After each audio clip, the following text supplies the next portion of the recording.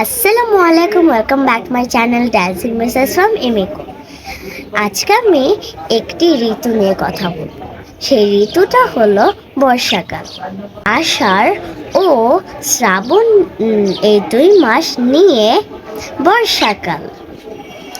আকাশে অনেক কালো মেঘ জমে, অনেক বৃষ্টি হয়, খাল বিল নদী নালা পানি দিয়ে ভরে যায়।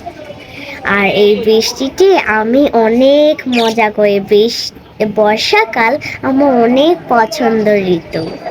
আর তখন যেই ফুলগুলো ফোটে, কদম ফুল আর দোলন চাপা ফুল অনেকগুলো ফুটে। আর এই সময় অনেক বৃষ্টি হয়, আর এই বৃষ্টিতে আমার মাম্মা আমার জন্য খিচুড়ি রান্না করে।